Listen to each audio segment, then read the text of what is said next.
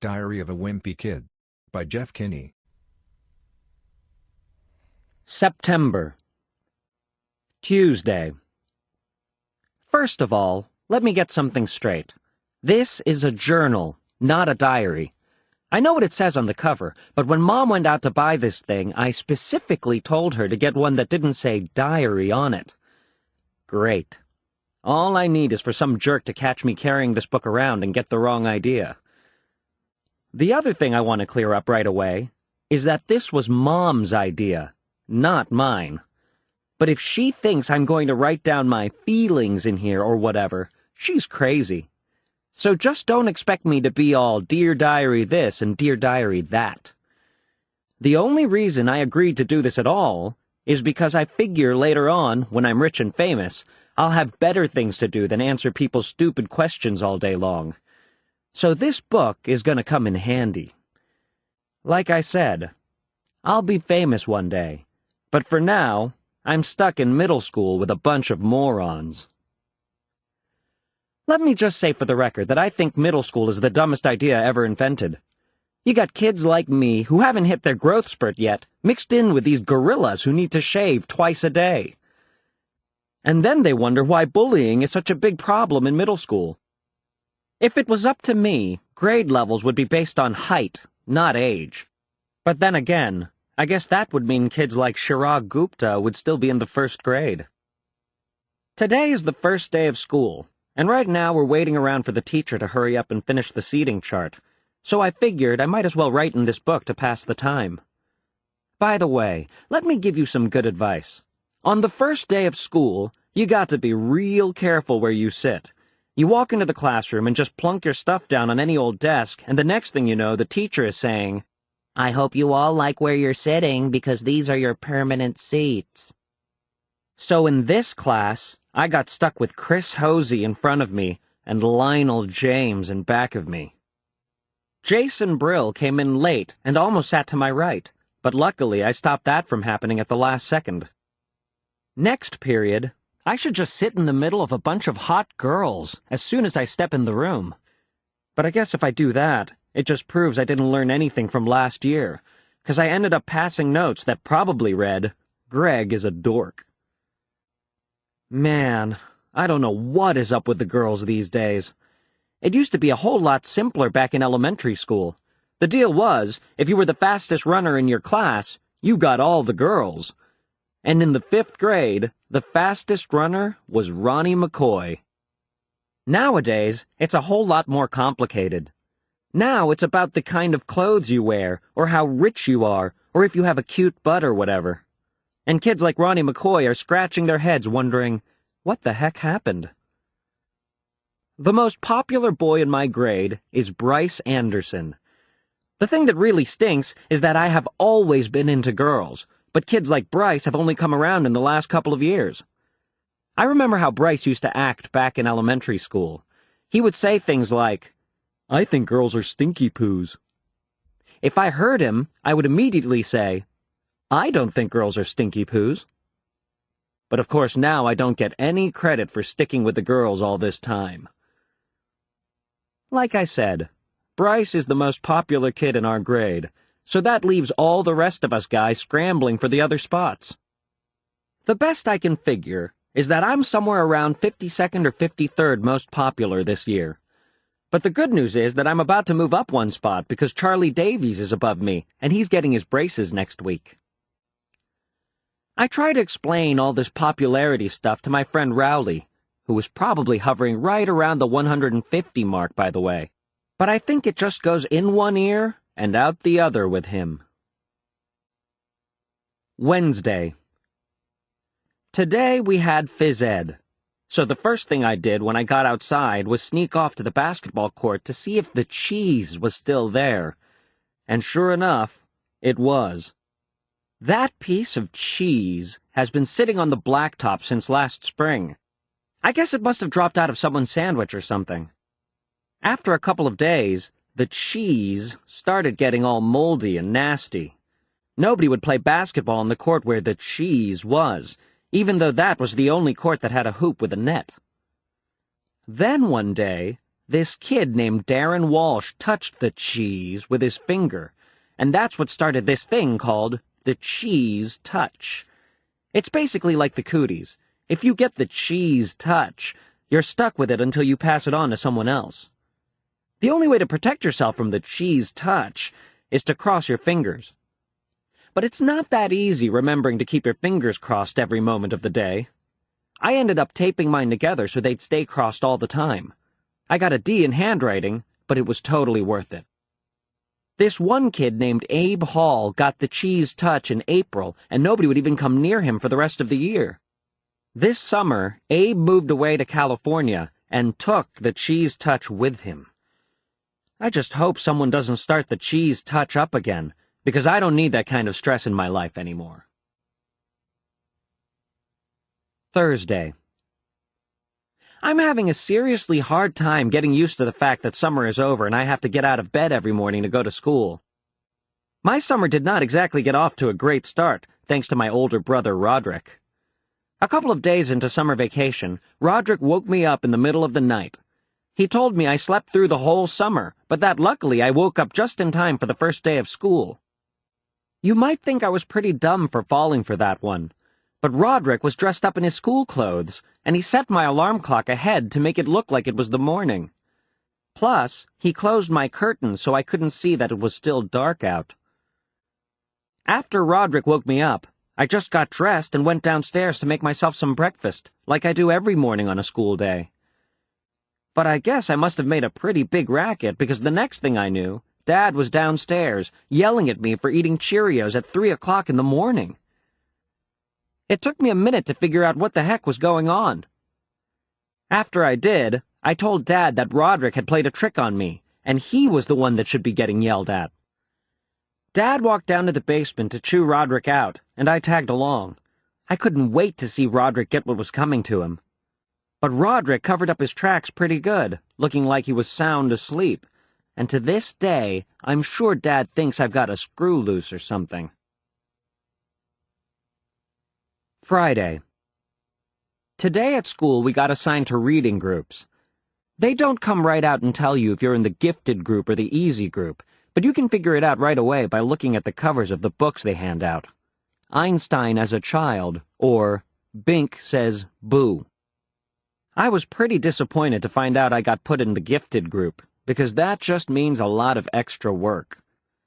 When they did the screening at the end of last year, I did my best to make sure I got put in the easy group this year by acting stupid. Mom is real tight with our principal, so I'll bet she stepped in and made sure I got put in the gifted group again. Mom is always saying I'm a smart kid, but that I just don't apply myself. But if there's one thing I learned from Roderick, it's to set people's expectations real low so you end up surprising them by practically doing nothing at all. Actually, I'm kind of glad my plan to get put in the easy group didn't work. I saw a couple of the Bink Says Boo kids holding their books upside down, and I don't think they were joking.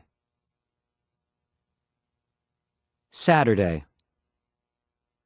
Well, the first week of school is finally over, so today I slept in. Most kids wake up early on Saturday to watch cartoons or whatever, but not me. The only reason I get out of bed at all on weekends is because eventually I can't stand the taste of my own breath anymore. Unfortunately, Dad wakes up at 6 o'clock in the morning no matter what day of the week it is, and he is not real considerate of the fact that I am trying to enjoy my Saturday like a normal person. I didn't have anything to do today, so I just headed up to Rowley's house. Rowley is technically my best friend, but that is definitely subject to change. I've been avoiding Rowley since the first day of school, when he did something that really annoyed me. We were getting our stuff from our lockers at the end of the day, and Rowley came up to me and said, "Want to come over to my house and play?" I have told Rowley at least 1 billion times that now that we're in middle school, you're supposed to say hang out, not play. But no matter how many noogies I give him, he always forgets the next time. I've been trying to be a lot more careful about my image ever since I got to middle school, but having Rowley around is definitely not helping.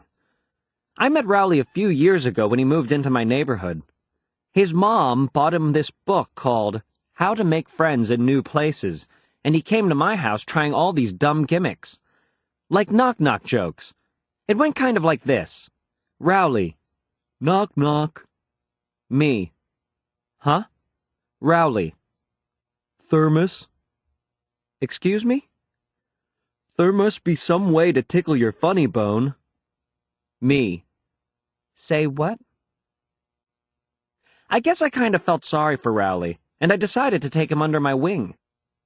It's been great having him around, mostly because I get to use all the tricks Roderick pulls on me. Monday. You know how I said I play all sorts of pranks on Rowley? Well, I have a little brother named Manny, and I could never get away with pulling any of that stuff on him. Mom and Dad protect Manny like he's a prince or something, and he never gets in trouble, even if he really deserves it. Yesterday, Manny drew a self-portrait on my bedroom door in permanent marker. I thought Mom and Dad were really going to let him have it, but as usual, I was wrong. But the thing that bugs me the most about Manny is the nickname he has for me. When he was a baby, he couldn't pronounce brother, so he started calling me Bubby. And he still calls me that now, even though I keep trying to get Mom and Dad to make him stop. Luckily, none of my friends have found out yet, but believe me, I have had some really close calls. Mom makes me help Manny get ready for school in the morning. After I make Manny his breakfast, he carries his cereal bowl into the family room and sits on his plastic potty. And when it's time for him to go to daycare, he gets up and dumps whatever he didn't eat right in the toilet. Mom is always getting on me about not finishing my breakfast, but if she had to scrape cornflakes out of the bottom of a plastic potty every morning, she wouldn't have much of an appetite either. Tuesday. I don't know if I mentioned this before, but I am super good at video games. I'll bet I could beat anyone in my grade head-to-head. Unfortunately, Dad does not exactly appreciate my skills. He's always getting on me about going out and doing something active. So tonight after dinner, when Dad started hassling me about going outside, I tried to explain how with video games, you can play sports like football and soccer, and you don't even get all hot and sweaty. But as usual, Dad didn't see my logic. Dad is a pretty smart guy in general, but when it comes to common sense, sometimes I wonder about him.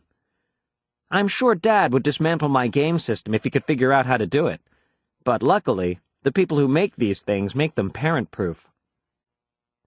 Every time Dad kicks me out of the house to do something sporty, I just go up to Rowley's and play my video games there. Unfortunately, the only games I can play at Rowley's are car racing games and stuff like that, because whenever I bring a game up to Rowley's house, his dad looks it up on some parent's website, and if my game has any kind of fighting or violence in it, he won't let us play. I'm getting a little sick of playing Formula One racing with Rowley, because he's not a serious gamer like me. All that you have to do to beat Rowley is name your car something ridiculous at the beginning of the game. And then when you pass Rowley's car, he just falls to pieces when the race announcer says, "Bad fart! Ahead!" Anyway, after I got done mopping the floor with Rowley today, I headed home. I ran through the neighbor's sprinkler a couple times to make it look like I was all sweaty, and that seemed to do the trick for Dad. But my trick kind of backfired, because as soon as Mom saw me, she made me go upstairs and take a shower. Wednesday. I guess Dad must have been pretty happy with himself for making me go outside yesterday, because he did it again today. It's getting really annoying to have to go up to Rowley's every time I want to play a video game. There's this weird kid named Fregley who lives halfway between my house and Rowley's, and Fregley is always hanging out in his front yard, so it's pretty hard to avoid him.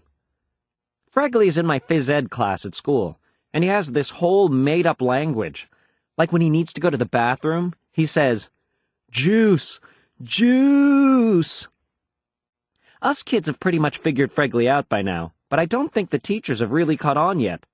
They keep bringing him juice.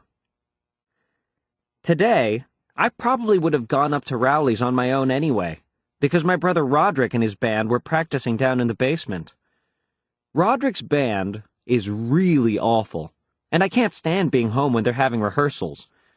His band is called Loaded Diaper, only it's spelled L-O-D-E-D-D-I-P-E-R on Roderick's van. You might think he spelled it that way to make it look cooler, but I bet if you told Roderick how Loaded Diaper is really spelled, it would be news to him. Dad was against the idea of Roderick starting a band, but Mom was all for it. She's the one who bought Roderick his first drum set. I think Mom has this idea that we're all going to learn to play instruments and then become one of those family bands like you see on TV. Dad really hates heavy metal, and that's the kind of music Roderick and his band play. I don't think Mom really cares what Roderick plays or listens to, because to her, all music is the same. In fact, earlier today, Roderick was listening to one of his CDs in the family room, and Mom came in and started dancing. That really bugged Roderick, so he drove off to the store and came back 15 minutes later with some headphones. And that pretty much took care of the problem. Thursday. Yesterday, Roderick got a new heavy metal CD, and it had one of those parental warning stickers on it. I have never gotten to listen to one of those parental warning CDs because Mom and Dad never let me buy them at the mall. So I realized the only way I was going to get a chance to listen to Roderick's CD was if I snuck it out of the house. This morning, after Roderick left, I called up Rowley and told him to bring his CD player to school. Then I went down to Roderick's room and took the CD off his rack. You're not allowed to bring personal music players to school, so we had to wait to use it until after lunch when the teachers let us outside. As soon as we got the chance, me and Rowley snuck around the back of the school and loaded up Roderick's CD. But Rowley forgot to put batteries in his CD player, so it was pretty much worthless. Then I came up with this great idea for a game. The object was to put the headphones on your head and then try to shake them off without using your hands.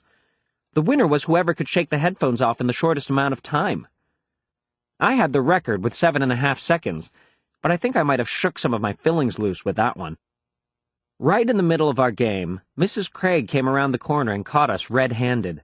She took the music player away from me and started chewing us out. But I think she had the wrong idea about what we were doing back there. She started telling us how rock and roll is evil and how it's going to ruin our brains. I was going to tell her that there weren't even any batteries in the CD player, but I could tell she didn't want to be interrupted. So I just waited until she was done, and then I said, "Yes, ma'am." But right when Mrs. Craig was about to let us go, Rowley started blubbering about how he doesn't want rock and roll to ruin his brains. Honestly, sometimes I don't know about that boy. Friday. Well, now I've gone and done it. Last night, after everyone was in bed, I snuck downstairs to listen to Roderick's CD on the stereo in the family room. I put Roderick's new headphones on and cranked up the volume really high. Then I hit play. First, let me just say I can definitely understand why they put that parental warning sticker on the CD. But I only got to hear about 30 seconds of the first song before I got interrupted. It turns out I didn't have the headphones plugged into the stereo, so the music was actually coming through the speakers, not the headphones. Dad marched me up to my room and shut the door behind him, and then he said, "Let's you and me have a talk, friend." Whenever Dad says friend that way, you know you're in trouble. The first time Dad ever said friend like that to me, I didn't get that he was being sarcastic, so I kind of let my guard down. I don't make that mistake anymore.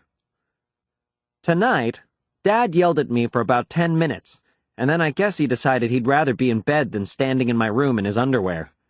He told me I was grounded from playing video games for 2 weeks, which is about what I expected. I guess I should be glad that's all he did.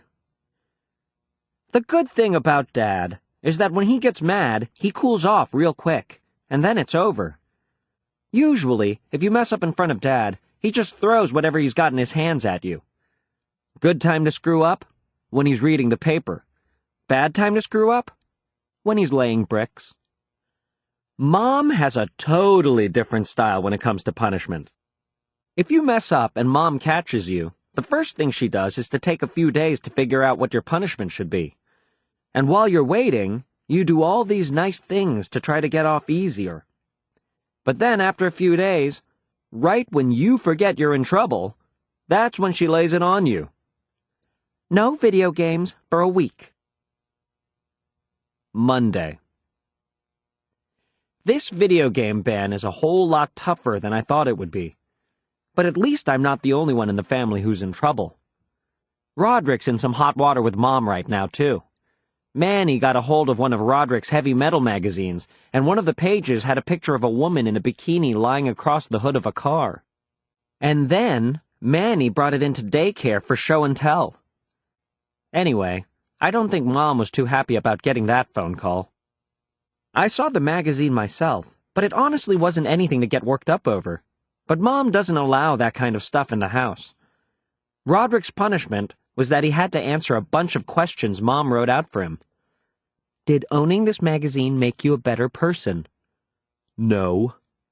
Did it make you more popular at school? No. How do you feel about having owned this type of magazine now? I feel ashamed. Do you have anything you want to say to women for having owned this offensive magazine? I'm sorry, women. Wednesday. I'm still grounded from playing video games, so Manny has been using my system. Mom went out and bought a whole bunch of educational video games, and watching Manny play them is like torture. The good news is that I finally figured out how to get some of my games past Rowley's dad. I just put one of my discs in Manny's Discovering the Alphabet case, and that's all it takes. Thursday. At school today, they announced that student government elections are coming up. To be honest with you, I've never had any interest in student government, but when I started thinking about it, I realized getting elected treasurer could totally change my situation at school.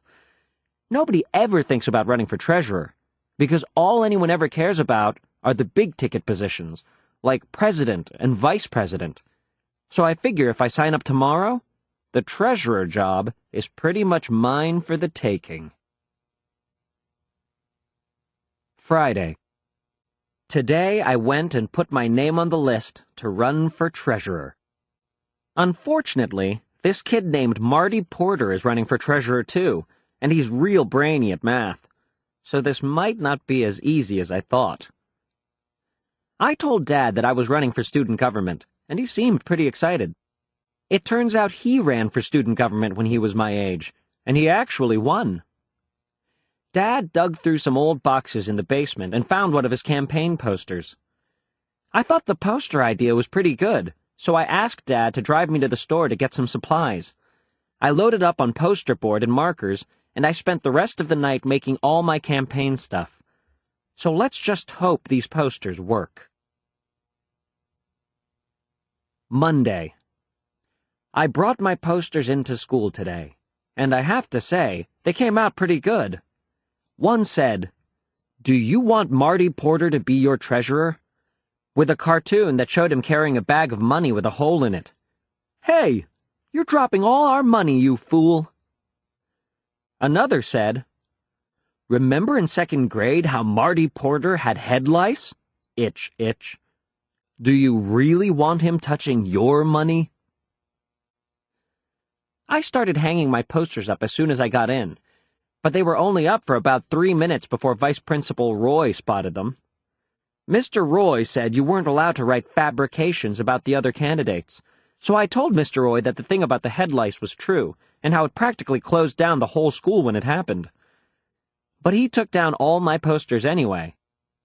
So today, Marty Porter was going around handing out lollipops to buy himself votes, while my posters were sitting at the bottom of Mr. Roy's trash can. I guess this means my political career is officially over. October.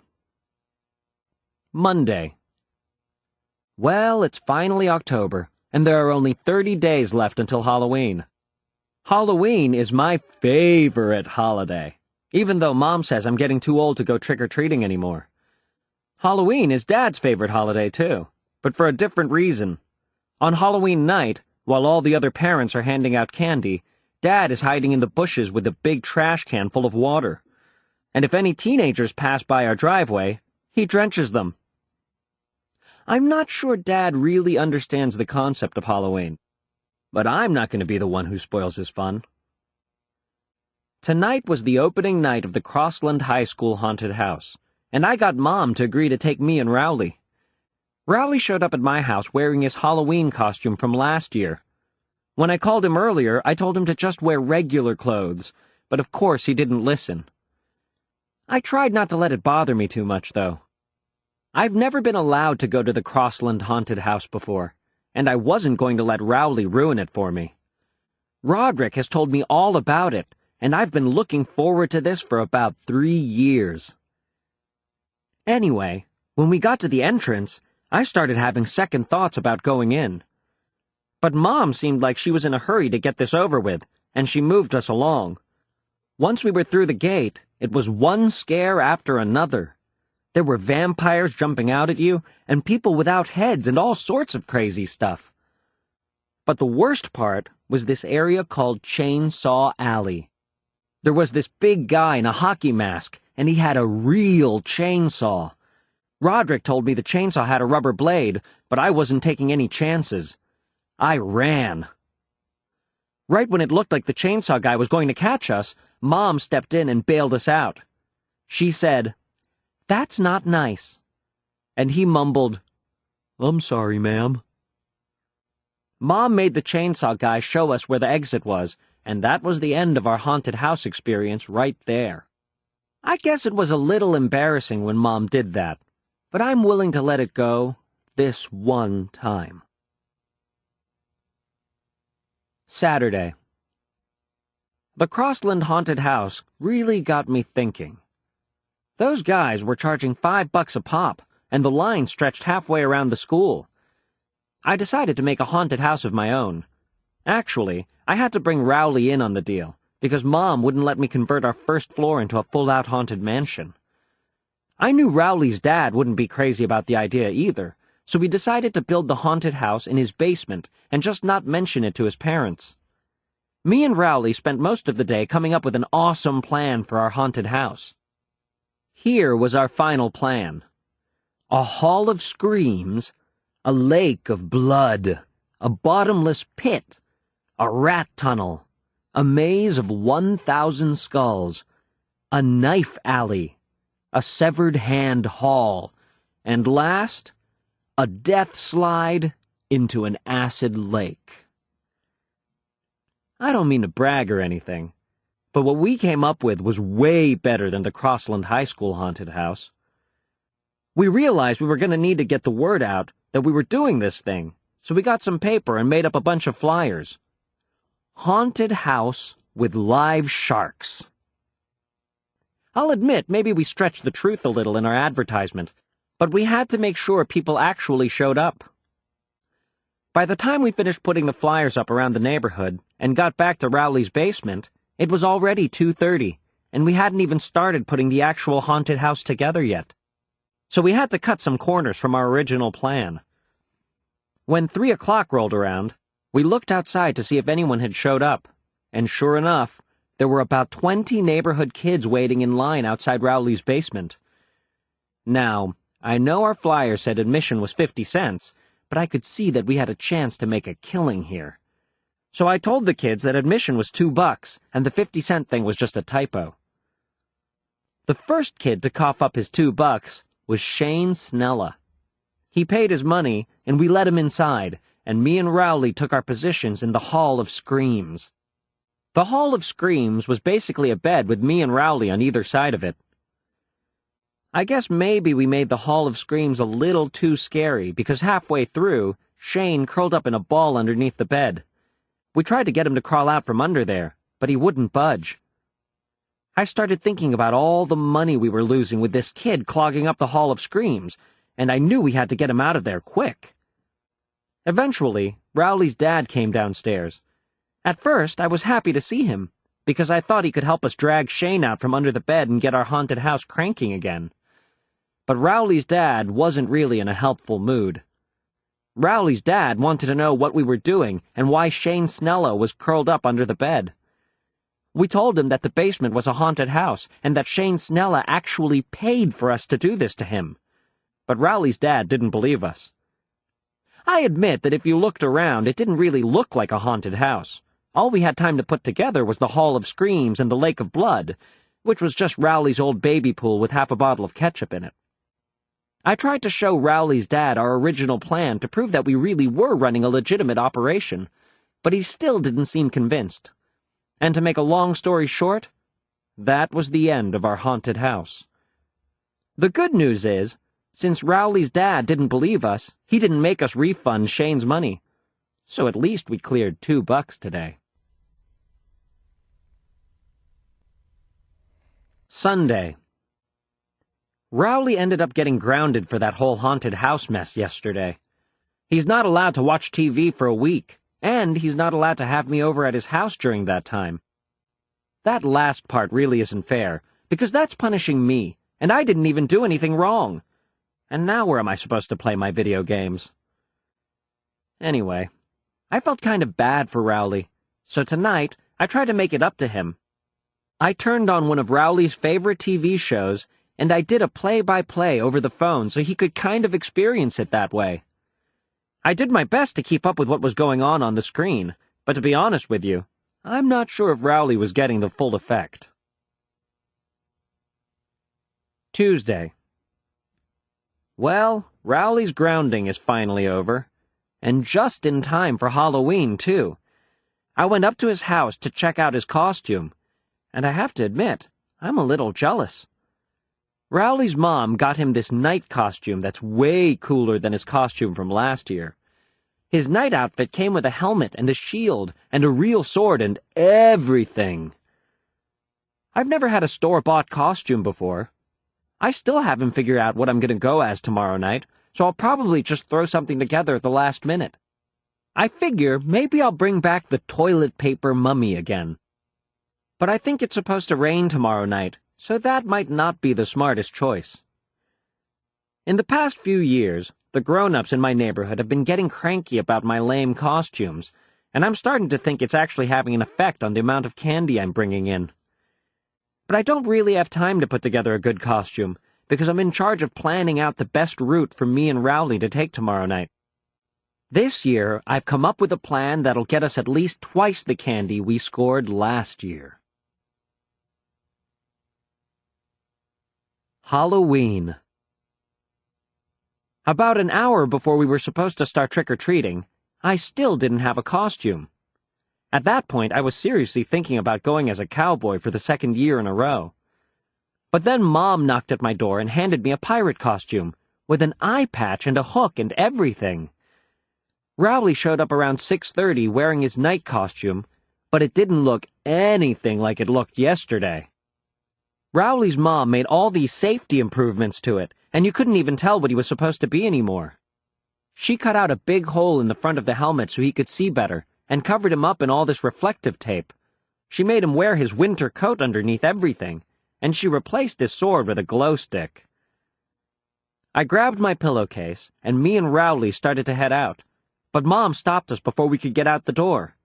She said, "I want you to take Manny with you." Man, I should have known there was a catch when Mom gave me that costume. I told Mom there was no way we were taking Manny with us, because we were going to hit 152 houses in 3 hours. And plus, we were going to be on Snake Road, which is way too dangerous for a little kid like Manny. I should never have mentioned that last part, because the next thing I knew, Mom was telling Dad he had to go with us to make sure we didn't step foot outside our neighborhood. Dad tried to squirm out of it, but once Mom makes up her mind, there's no way you can change it. Before we even got out of our own driveway, we ran into our neighbor, Mr. Mitchell, and his kid, Jeremy, so of course they tagged along with us. Manny and Jeremy wouldn't trick-or-treat at any houses with spooky decorations on them, so that ruled out pretty much every house on our block. Dad and Mr. Mitchell started talking about football or something, and every time one of them wanted to make a point, they'd stop walking. So we were hitting only about one house every 20 minutes. After a couple of hours, Dad and Mr. Mitchell took the little kids home. I was glad, because that meant me and Rowley could take off. My pillowcase was almost empty, so I wanted to make up as much time as possible. A little while later, Rowley told me he needed a potty break. I made him hold off for another 45 minutes, but by the time we got to my grandma's house, it was pretty clear that if I didn't let Rowley use the bathroom, it was going to get messy. So I told Rowley if he wasn't back outside in 1 minute, I was going to start helping myself to his candy. After that, we headed back out on the road. But it was already 10:30, and I guess that's when most grown-ups decide Halloween is over. You can kind of tell, because that's when they start coming to the door in their pajamas and giving you the evil eye. We decided to head home. We made up a lot of time after Dad and Manny left, so I was pretty satisfied with how much candy we took in. When we were halfway home, this pickup truck came roaring down the street with a bunch of high school kids in it. The kid in the back was holding a fire extinguisher, and when the truck passed by us, he opened fire. I have to give Rowley credit, because he blocked about 95% of the water with his shield, and if he hadn't done that, all our candy would have gotten soaked. When the truck drove away, I yelled out something that I regretted about 2 seconds later. It was, "We're calling the cops!" The driver slammed on the brakes and he turned his truck around. Me and Rowley started running, but those guys were right on our heels. The only place I could think of that was safe was Grandma's house, so we cut through a couple backyards to get there. Grandma was in bed already, but I knew she keeps a key under the mat on her front porch. Once we got inside, I looked out the window to see if those guys had followed us, and sure enough, they did. I tried to trick them into leaving by shouting, "Well, I guess now that we're safe in our own house, you can't get us." But they wouldn't budge. After a while, we realized the teenagers were going to wait us out, so we decided we were just going to have to spend the night at Grandma's. That's when we started getting cocky, making monkey noises at the teenagers and whatnot. Well, at least I was making monkey noises. Rowley was kind of making owl noises, but I guess it was the same general idea. I called Mom to tell her we were going to crash at Grandma's for the night, but Mom sounded really mad on the phone. She said it was a school night and that we had to get home right that instant, so that meant we were going to have to make a run for it. I looked out the window, and this time I didn't see the truck, but I knew those guys were hiding somewhere and were just trying to draw us out. So we snuck out the back door, hopped over Grandma's fence, and ran all the way to Snake Road. I figured our chances were better there because there aren't any streetlights. Snake Road is scary enough on its own without having a truckload of teenagers hunting you down. Every time we saw a car coming, we dove into the bushes. It must have taken us a half hour to go 100 yards. But believe it or not, we made it all the way home without getting caught. Neither one of us let our guard down until we got to my driveway. Ah, we sighed. But right then, there was this awful scream, and we saw a big wave of water coming toward us. Splash! Man, I forgot all about Dad, and we totally paid the price for it. When me and Rowley got inside, we laid out all our candy on the kitchen table. The only things we could salvage were a couple of mints that were wrapped in cellophane, and the toothbrushes Dr. Garrison gave us. I think next Halloween I'll just stay home and mooch some Butterfingers from the bowl Mom keeps on top of the refrigerator. November. Thursday. On the bus ride into school today, we passed by Grandma's house. It got rolled with toilet paper last night, which I guess was no big surprise. I do feel a little bad, because it looked like it was going to take a long time to clean up. But on the bright side, Grandma's retired, so she probably didn't have anything planned for today anyway. Wednesday. In third period, Mr. Underwood, our phys ed teacher announced that the boys will be doing a wrestling unit for the next 6 weeks. If there's one thing most boys in my school are into, it's professional wrestling. So Mr. Underwood might as well have set off a bomb. Lunch comes right after phys ed, and the cafeteria was a complete madhouse as we practiced our moves. I don't know what the school is thinking having a wrestling unit. But I decided, if I don't want to get twisted into a pretzel for the next month and a half, I'd better do my homework on this wrestling business. So I rented a couple of video games to learn some moves, and you know what? After a while, I was really starting to get the hang of it, practicing on Rowley. In fact, the other kids in my class had better look out, because if I keep this up, I could be a real threat. Then again, I better make sure I don't get too good. This kid named Preston Mudd got named Athlete of the Month for being the best player in the basketball unit, so they put his picture up in the hallway. It read, P. Mudd, Athlete of the Month. It took people about 5 seconds to realize how P. Mudd sounded when you said it out loud, and after that, it was all over for Preston. Thursday. Well, I found out today that the kind of wrestling Mr. Underwood is teaching is completely different from the kind they do on TV. First of all, we have to wear these things called singlets, which look like those bathing suits they used to wear in the 1800s. And second of all, there are no pile drivers or hitting people over the heads with chairs or anything like that. There's not even a ring with ropes around it. It's just basically a sweaty mat that smells like it's never been washed before. Mr. Underwood started asking for volunteers so he could demonstrate some wrestling holds, but there was no way I was going to raise my hand. Me and Rowley tried to hide out in the back of the gym near the curtain, but that's where the girls were doing their gymnastics unit. We got out of there in a hurry, and we went back to where the rest of the guys were. Mr. Underwood singled me out, probably because I'm the lightest kid in the class, and he could toss me around without straining himself. He showed everybody how to do all these things called a half Nelson, and a reversal, and a takedown, and stuff like that. When he was doing this one move called the fireman's carry, I felt a breeze down below, and I could tell my singlet wasn't doing a good job keeping me covered up. That's when I thanked my lucky stars the girls were on the other side of the gym. Mr. Underwood divided us up into weight groups. I was pretty happy about that at first, because it meant I wasn't going to have to wrestle kids like Benny Wells, who can bench press 250 pounds. But then I found out who I did have to wrestle, and I would have traded for Benny Wells in a heartbeat. I got Fregley. Fregley was the only kid light enough to be in my weight class, and apparently Fregley was paying attention when Mr. Underwood was giving instructions, because he pinned me every which way you could imagine.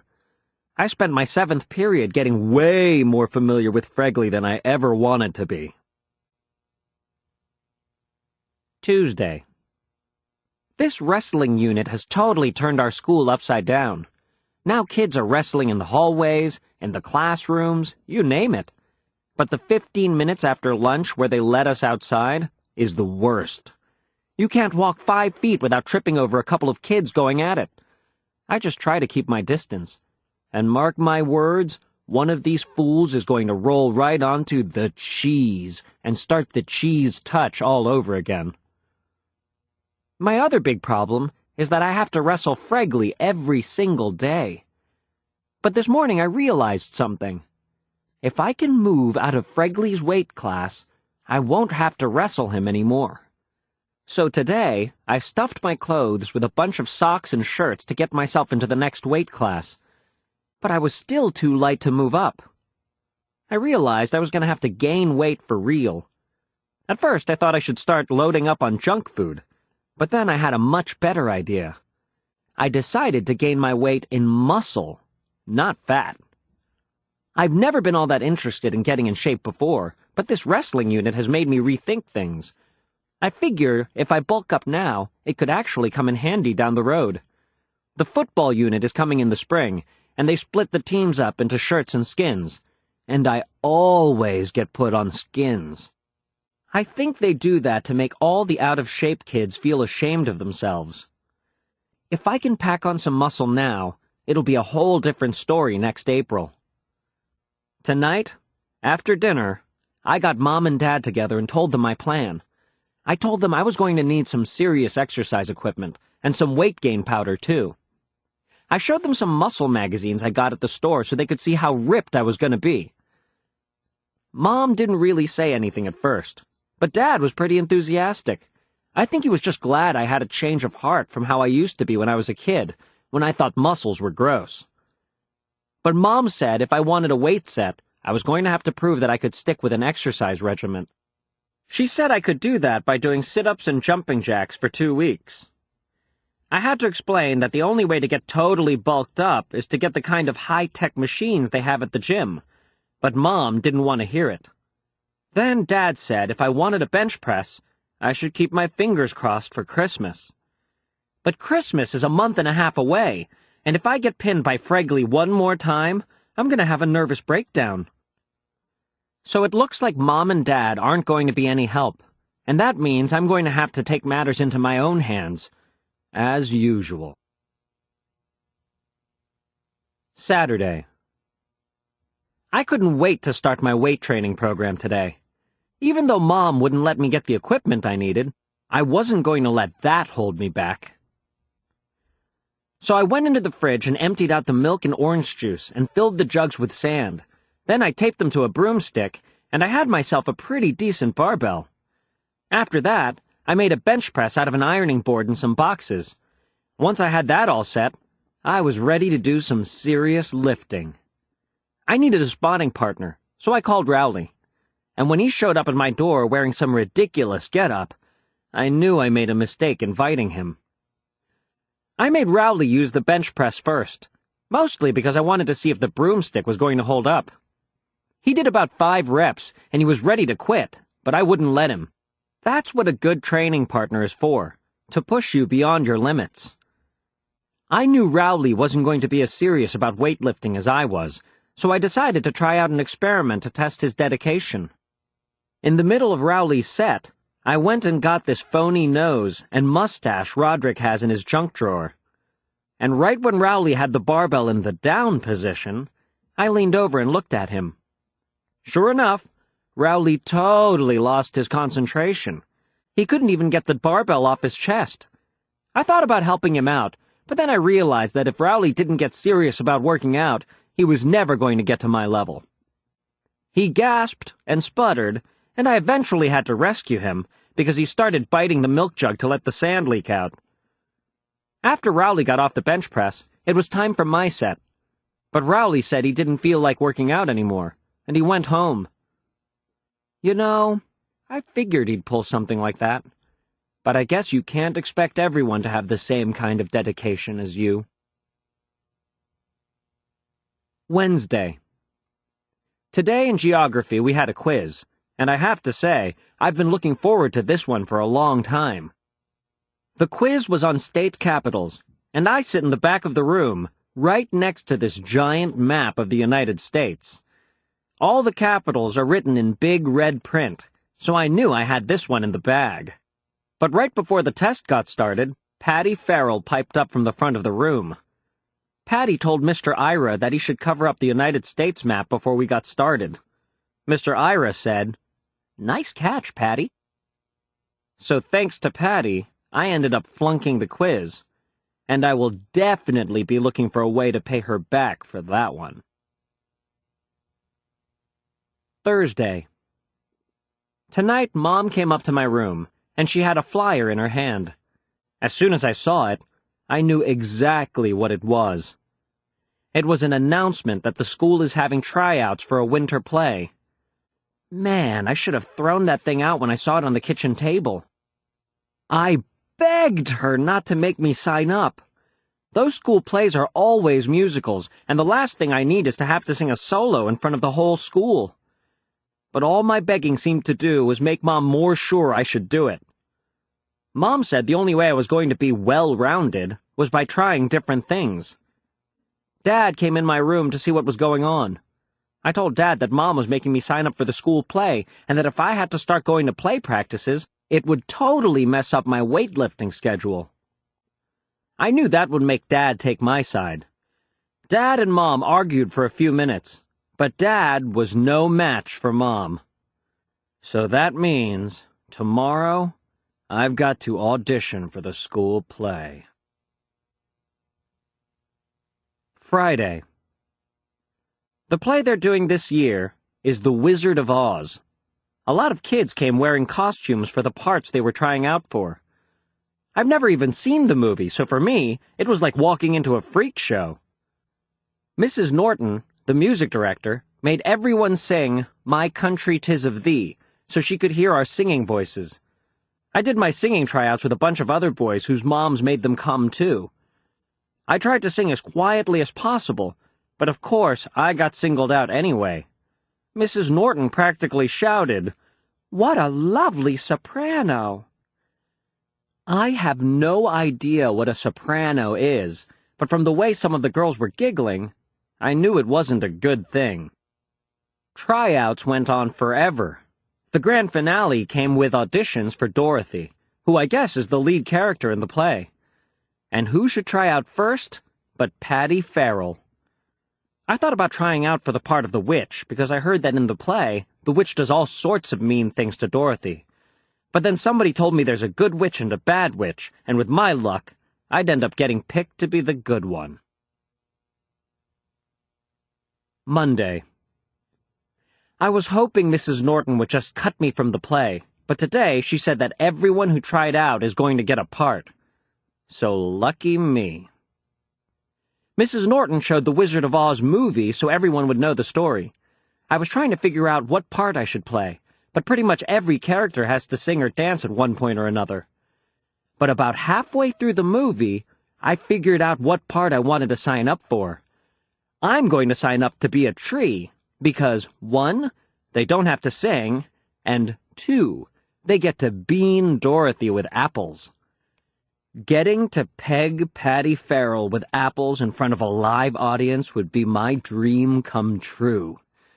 I may actually have to thank Mom for making me do this play once it's all over. After the movie ended, I signed up to be a tree. Unfortunately, a bunch of other guys had the same idea as me, so I guess there are a lot of guys who have a bone to pick with Patty Farrell. Wednesday. Well, like Mom always says, be careful what you wish for. I got picked to be a tree, but I don't know if that's such a good thing. The tree costumes don't actually have armholes, so I guess that rules out any apple throwing. I should probably feel lucky that I got a speaking part at all. They had too many kids trying out and not enough roles, so they had to start making up characters. Rodney James tried out to be the Tin Man, but he got stuck with being the Shrub. Friday. Remember how I said I was lucky to get a speaking part? Well, today, I found out I only have one line in the whole play. I say it when Dorothy picks an apple off my branch. I say, "Ouch." That means I have to go to a 2-hour practice every day just so I can say one stupid word. I'm starting to think Rodney James got a better deal as the Shrub. He found a way to sneak a video game into his costume, and I'll bet that really makes the time go by. So now I'm trying to think of ways to get Mrs. Norton to kick me out of the play. But when you only have one word to say, it's really hard to mess up your lines. December. Thursday. The play is only a couple of days away, and I have no idea how we're going to pull this thing off. First of all, nobody has bothered to learn their lines, and that's all Mrs. Norton's fault. During rehearsal, Mrs. Norton whispers everyone's lines to them from the side of the stage. I wonder how it's going to go next Tuesday when Mrs. Norton is sitting at her piano 30 feet away. Another thing that's screwing everything up is that Mrs. Norton keeps adding new scenes and new characters. Yesterday, she brought in this first grader to play Dorothy's dog, Toto. But today, the kid's mom came in and said she wanted her child to walk around on 2 legs because crawling around on all 4s would be too degrading. So now we've got a dog that's going to be walking around on its hind legs for the whole show. But the worst change is that Mrs. Norton actually wrote a song that us trees have to sing. She said everyone deserves a chance to sing in the play. So today we spent an hour learning the worst song that's ever been written. It's called We Three Trees. Thank God Roderick won't be in the audience to see me humiliate myself. Mrs. Norton said the play is going to be a semi-formal occasion, and I know there's no way Roderick is going to wear a tie for a middle school play. But today wasn't all bad. Toward the end of practice, Archie Kelly tripped over Rodney James and chipped his tooth because he couldn't stick his arms out to break his fall. So the good news is, they're letting us trees carve out armholes for the performance. Tuesday. Tonight was the big school production of The Wizard of Oz. The first sign that things were not going to go well happened before the play even started. I was peeking through the curtain to check out how many people showed up to see the play, and guess who was standing right up front? My brother Roderick, wearing a clip-on tie. He must have found out I was singing, and he couldn't resist the chance to see me embarrass myself. The play was supposed to start at 8 o'clock, but it got delayed because Rodney James had stage fright. You'd figure that someone whose job it was to sit on the stage and do nothing could just suck it up for one performance. But Rodney wouldn't budge, and eventually, his mom had to carry him off. The play finally got started around 8:30. Nobody could remember their lines, just like I predicted, but Mrs. Norton kept things moving along with her piano. The kid who played Toto brought a stool and a pile of comic books onto the stage, and that totally ruined the whole dog effect. When it was time for the forest scene, me and the other trees hopped into our positions. The curtains rose, and when they did, I heard Manny's voice. "Bubby!" he cried. Great. I have been able to keep that nickname quiet for 5 years, and now all of a sudden, the whole town knew it. I could feel about 300 pairs of eyeballs pointed my way. So I did some quick ad-libbing, and I was able to deflect the embarrassment over to Archie Kelly by loudly stating, "I think you dropped an apple, Bubby." But the major embarrassment was still on the way, when I heard Mrs. Norton playing the first few bars of We Three Trees. I felt my stomach jump. I looked out at the audience, and I noticed Roderick was holding a video camera. I knew that if I sang the song and Roderick recorded it, he would keep the tape forever and use it to humiliate me for the rest of my life. I didn't know what to do, so when the time came to start singing, I just kept my mouth shut. The other two trees sang, "We three trees from yonder glen." For a few seconds there, things went okay. I figured that if I didn't technically sing the song, then Roderick wouldn't have anything to hold over my head.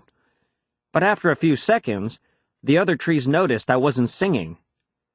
I guess they must have thought I knew something that they didn't, so they stopped singing too. "Do spy a maiden fair and sweet." Now the three of us were just standing there, not saying a word. Mrs. Norton must have thought we forgot the words to the song, because she came over to the side of the stage and whispered the rest of the lyrics to us. "Whilst we are rooted to our spots, she doth move on lighter feet." The song is only about 3 minutes long, but to me it felt like an hour and a half. I was just praying the curtains would go down so we could hop off the stage. That's when I noticed Patty Farrell standing in the wings, and if looks could kill, us trees would be dead. She probably thought we were ruining her chances of making it to Broadway or something. Seeing Patty standing there reminded me why I signed up to be a tree in the first place. So I threw an apple.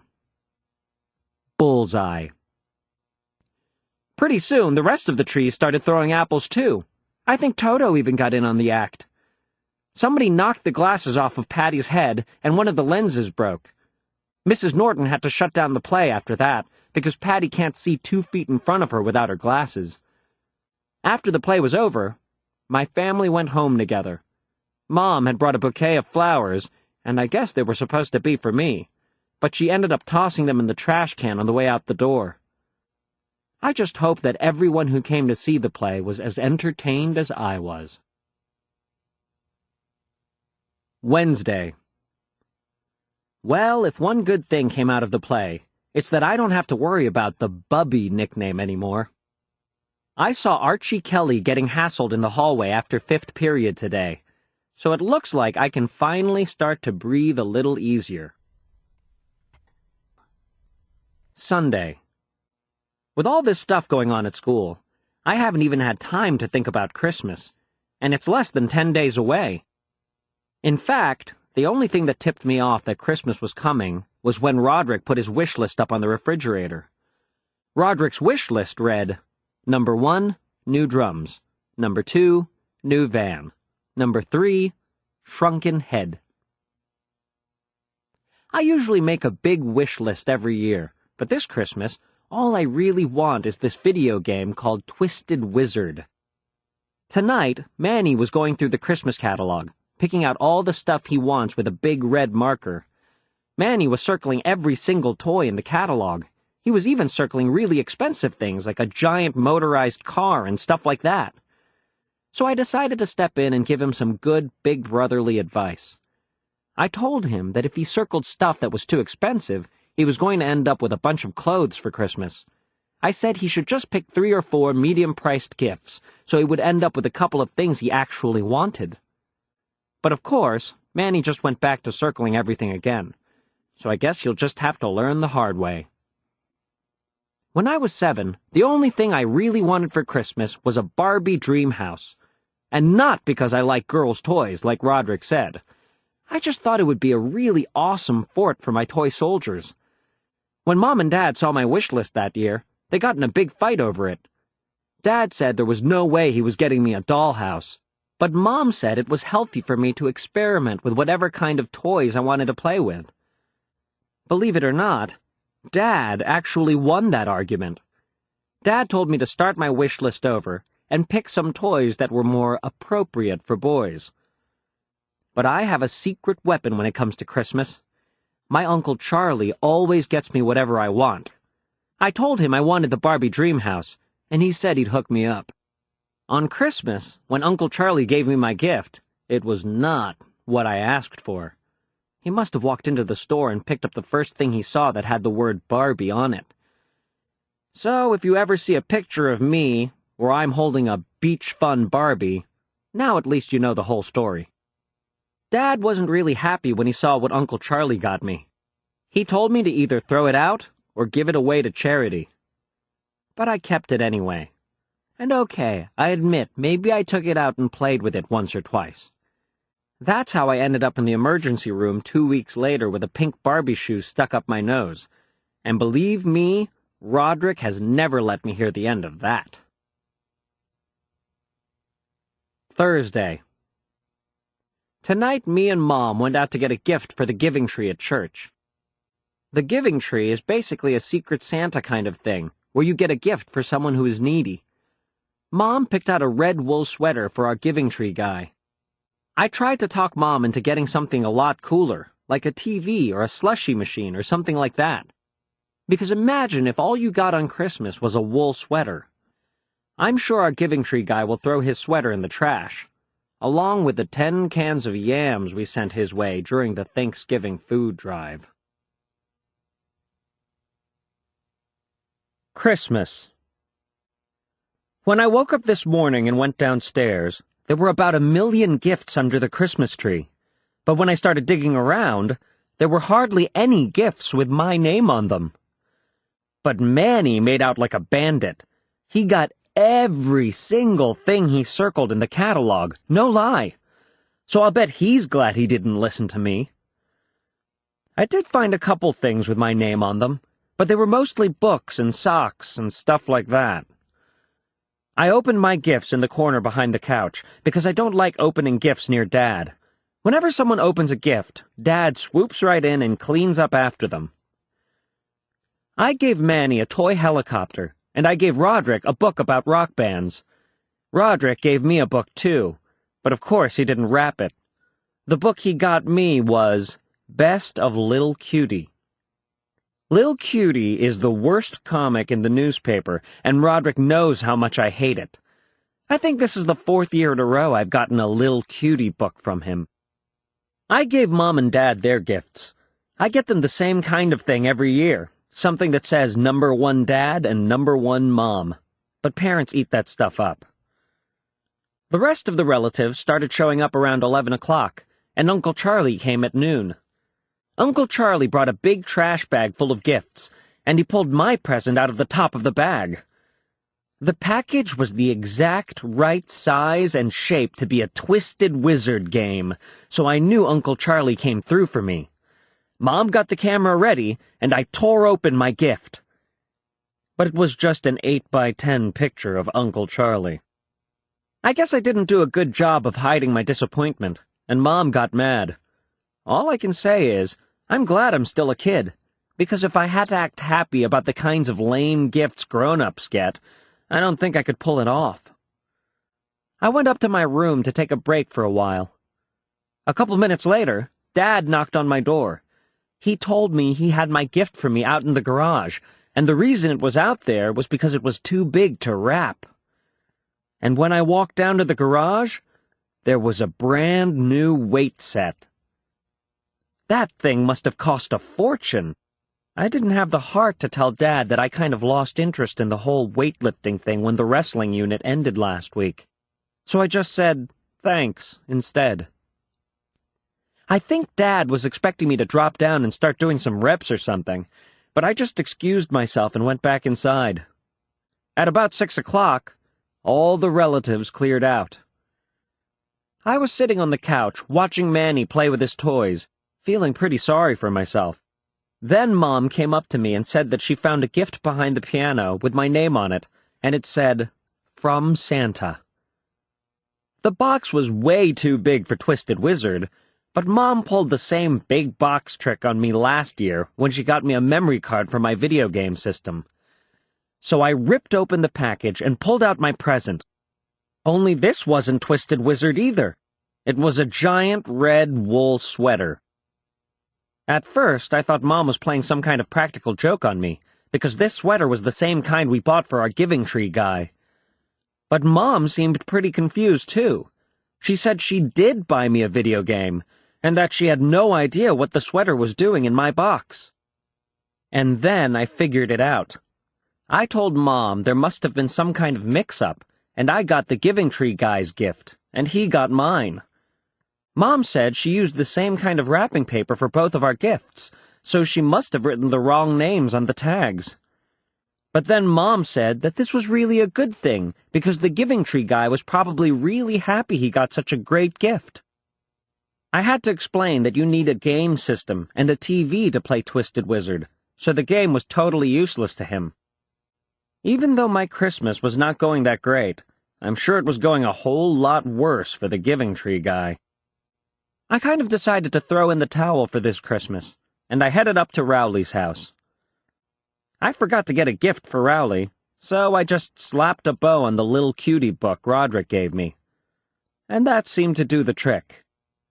Rowley's parents have a lot of money, so I can always count on them for a good gift.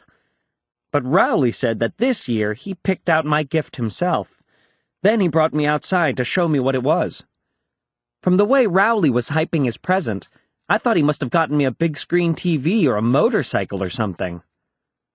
But once again, I let my hopes get too high.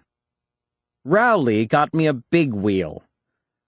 I guess I would have thought this was a cool gift when I was in the 3rd grade, but I have no idea what I'm supposed to do with one now. Rowley was so enthusiastic about it that I tried my best to act like I was happy anyway. We went back inside, and Rowley showed me his Christmas loot. He sure got a lot more stuff than I did. He even got Twisted Wizard, so at least I can play it when I come up to his house.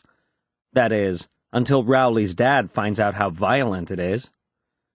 And boy, you have never seen someone as happy as Rowley with his Lil Cutie book. His mom said it was the only thing on his list that he didn't get. Well, I'm glad someone got what they wanted today. New Year's Eve. In case you're wondering what I'm doing in my room at 9 p.m. on New Year's Eve, let me fill you in. Earlier today, me and Manny were horsing around in the basement. I found a tiny black ball of thread on the carpet, and I told Manny it was a spider.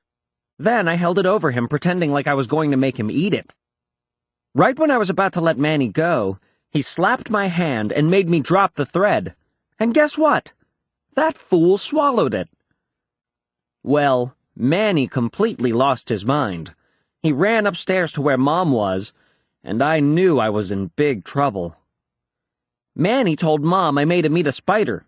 I told her there was no spider, and that it was just a tiny ball of thread. Mom brought Manny over to the kitchen table. Then she put a seed, a raisin, and a grape on a plate and told Manny to point to the thing that was closest in size to the piece of thread he swallowed. Manny took a while to look over the things on the plate. Then he walked over to the refrigerator and pulled out an orange. So that's why I got sent to bed at 7 o'clock, and I'm not downstairs watching the New Year's Eve special on TV. And that's also why my only New Year's resolution is to never play with Manny again. January. Wednesday. I found a way to have some fun with the big wheel Rowley got me for Christmas. I came up with this game where one guy rides down the hill and the other guy tries to knock him off with a football. Rowley was the first one down the hill, and I was the thrower. It's a lot harder to hit a moving target than I thought. Plus, I didn't get a lot of practice. It took Rowley like 10 minutes to walk the big wheel back up the hill after every trip down. Rowley kept asking to switch places and have me be the one who rides the big wheel, but I'm no fool. That thing was hitting 35 miles an hour, and it didn't have any brakes. Anyway, I never did knock Rowley off the big wheel today. But I guess I have something to work at over the rest of Christmas vacation. Thursday. I was heading up to Rowley's today to play our big wheel game again, but Mom said I had to finish my Christmas thank yous before I went out anywhere. I thought I could just crank out my thank you cards in a half hour, but when it came to actually writing them, my mind went blank. Let me tell you, it's not easy writing thank you notes for stuff you didn't want in the first place. I started with the non-clothes items because I thought they'd be easiest, but after 2 or 3 cards, I realized I was practically writing the same thing every time. So I wrote up a general form on the computer with blanks for the things that needed to change. Writing the cards from there was a breeze.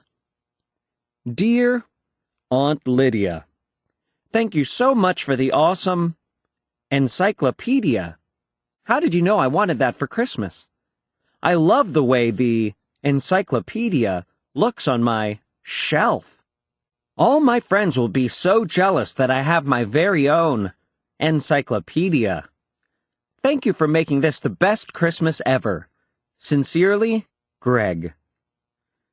My system worked out pretty well for the first couple of gifts, but after that, not so much. Dear Aunt Loretta, thank you so much for the awesome pants. How did you know I wanted that for Christmas? I love the way the pants looks on my legs. All my friends will be so jealous that I have my very own pants. Thank you for making this the best Christmas ever. Sincerely, Greg. Friday. I finally knocked Rowley off the big wheel today, but it didn't happen the way I expected. I was trying to hit him in the shoulder, but I missed, and the football went under the front tire. Rowley tried to break his fall by sticking out his arms, but he landed pretty hard on his left hand. I figured he'd just shake it off and get right back on the bike, but he didn't. I tried to cheer him up, but all the jokes that usually crack him up weren't working. So I knew he must be hurt pretty bad. Monday. Christmas vacation is over, and now we're back at school. And you remember Rowley's big wheel accident? Well, he broke his hand, and now he has to wear a cast. And today, everyone was crowding around him like he was a hero or something. I tried to cash in on some of Rowley's new popularity, But it totally backfired when they found out I'm the one who broke his hand. At lunch, a bunch of girls invited Rowley over to their table so they could feed him. What really ticks me off about that is that Rowley is right-handed, and it's his left hand that's broken, so he can feed himself just fine. Tuesday. I realized Rowley's injury thing is a pretty good racket, so I decided it was time for me to have an injury of my own. I took some gauze from home, and I wrapped up my hand to make it look like it was hurt. I told everybody, "It's a raging infection caused by a splinter that was left untreated." I couldn't figure out why the girls weren't swarming me like they swarmed Rowley, but then I realized what the problem was. See, the cast is a great gimmick because everyone wants to sign their name on it, but it's not exactly easy to sign gauze with a pen. So I came up with a solution that I thought was just as good. I walked up to a girl and said, "Would you like to be the first one to sign my sympathy sheet?" That idea was a total bust, too. My bandage did end up attracting attention from a couple of people, but believe me, they were not the type of people I was going for. Like Fregley. Monday.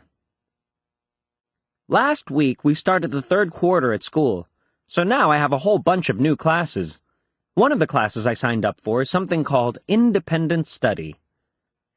I wanted to sign up for Home Economics, too, because I was pretty good at Home Ec 1. But being good at sewing does not exactly buy you popularity points at school. Anyway, this independent study thing is an experiment they're trying out at our school for the first time.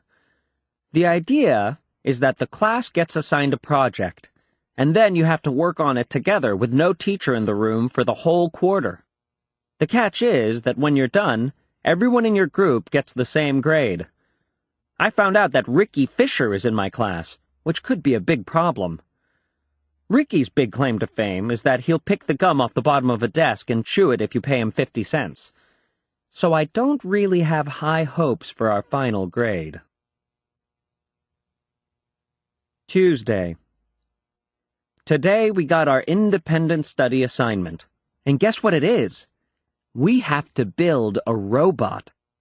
At first, everybody kind of freaked out, because we thought we were going to have to build the robot from scratch. But Mr. Darnell told us we don't have to build an actual robot. We just need to come up with ideas for what our robot might look like and what kinds of things it would be able to do. Then he left the room, and we were on our own. We started brainstorming right away.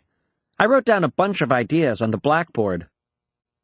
The robot would do my homework, do the dishes, make my breakfast, brush my teeth. Everybody was pretty impressed with my ideas, but it was easy to come up with them. All I did was write down all the things I hate doing myself. But a couple of the girls got up to the front of the room, and they had some ideas of their own. They erased my list and drew up their own plan. They wanted to invent a robot that would give you dating advice and have 10 types of lip gloss on its fingertips. All us guys thought this was the stupidest idea we ever heard, so we ended up splitting into 2 groups, girls and boys. The boys went to the other side of the room while the girls stood around talking. Now that we had all the serious workers in one place, we got to work. Someone had the idea that you can say your name to the robot and it can say it back to you. Like, "Hi, Bob. It is very nice to meet you, Bob." But then someone else pointed out that you shouldn't be able to use bad words for your name, because the robot shouldn't be able to curse. So we decided we should come up with a list of all the bad words the robot shouldn't be able to say. We came up with all the regular bad words, but then Ricky Fisher came up with 20 more the rest of us had never even heard before. So Ricky ended up being one of the most valuable contributors on this project. Right before the bell rang, Mr. Darnell came back in the room to check on our progress. He picked up the piece of paper we were writing on and read it over. To make a long story short, independent study is canceled for the rest of the year. Well, at least it is for us boys.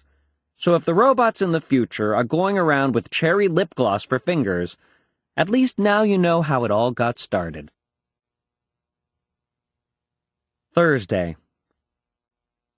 In school today, they had a general assembly and showed the movie It's Great to Be Me, which they show us every year. The movie is all about how you should be happy with who you are and not change anything about yourself. To be honest with you, I think that's a really dumb message to be telling kids, especially the bullies at my school. Later on, they made an announcement that there are some openings on the safety patrols, and that got me thinking. If someone picks on a safety patrol, it can get them suspended.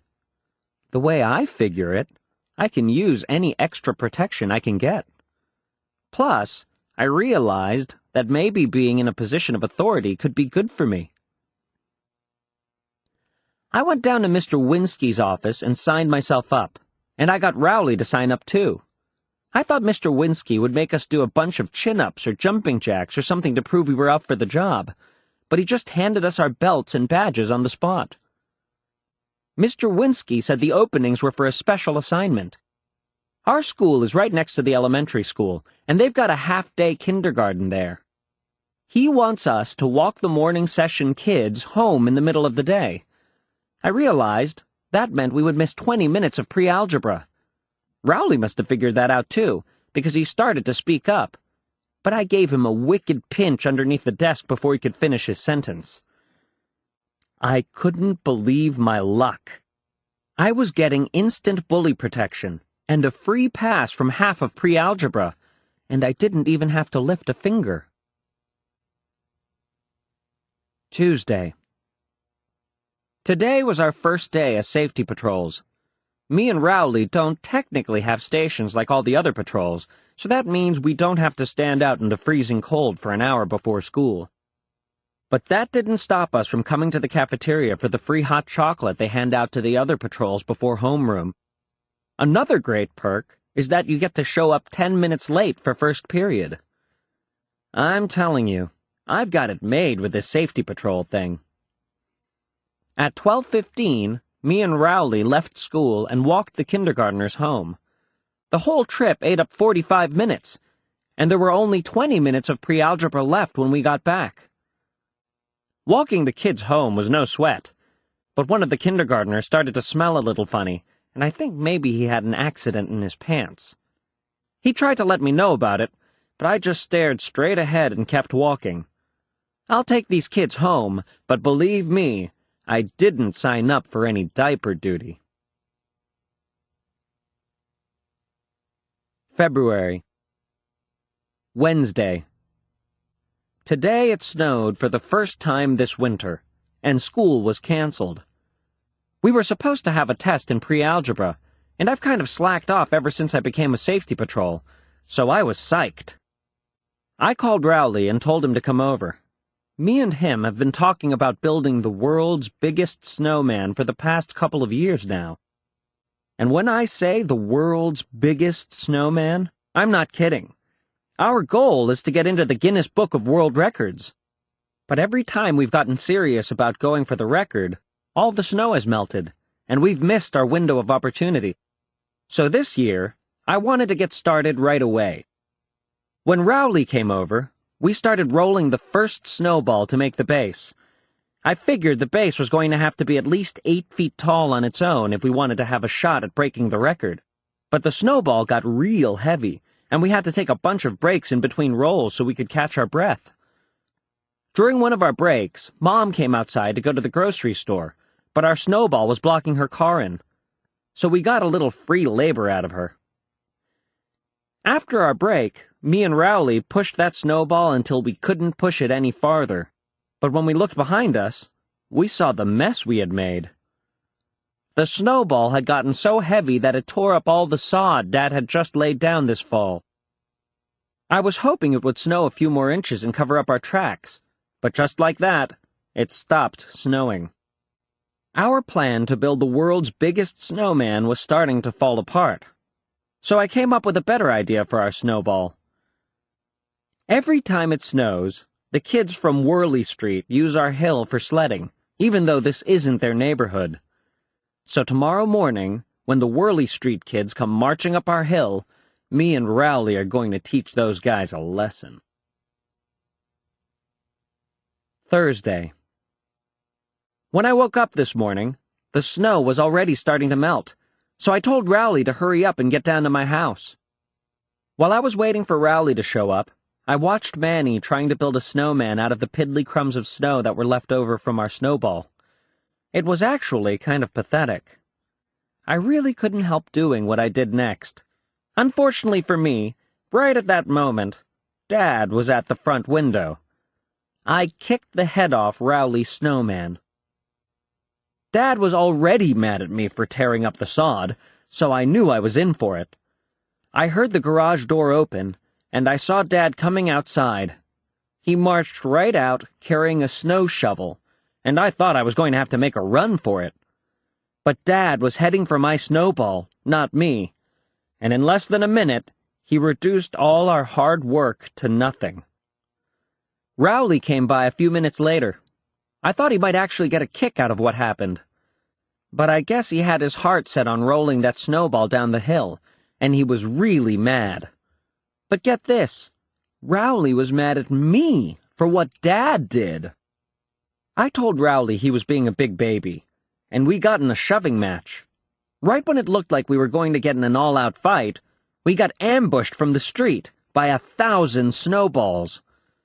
It was a hit and run by the Whirly Street kids. And if Mrs. Levine, my English teacher, was there, I'm sure she would have said the whole situation was ironic. Wednesday. Today at school they announced there's an opening for the cartoonist job in the school paper. There's only one comic slot, and up until now this kid named Brian Little has been hogging it all to himself. Brian has this comic called Wacky Dog, and when it started off, it was actually pretty funny. But lately, Brian's been using his strip to handle his personal business. I guess that's why they gave him the axe. His last one went like this. Hey, Wacky Dog, say something funny. Actually, I have something serious on my mind today. Susan Lim, if you are reading this, Brian is very sorry he kissed your best friend Rachel behind the lockers. He hopes you can find it in your heart to forgive him. P.S. Barry Palmer, you still owe Brian $5, you bum. As soon as I heard the news, I knew I had to try out. Wacky Dog made Brian Little a celebrity at our school, and I wanted to get in on some of that kind of fame. I had a taste of what it's like to be famous at my school when I won honorable mention in this anti-smoking contest they had. All I did was trace a picture from one of Roderick's heavy metal magazines and write on it, "Don't smoke or you'll look like me." But luckily, no one ever found out. The kid who won first place is named Chris Carney, and what kind of ticks me off is that Chris smokes at least a pack of cigarettes a day. Thursday. Me and Rowley decided to team up and do a cartoon together. So after school today, he came over to my house and we got to work. We banged out a bunch of characters real quick, but that turned out to be the easy part. When we tried to think up some jokes, we kind of hit a wall. I finally came up with a good solution. I made up a cartoon where the punchline of every strip is, "Zoo-wee, Mama." That way, we wouldn't get bogged down with having to write actual jokes, and we could concentrate on the pictures. For the first couple of strips, I did the writing and drew the characters, and Rowley drew the boxes around the pictures. One kid says, "Step on a crack, break your mama's back." The other kid says, "Yeah, right," and steps on the crack.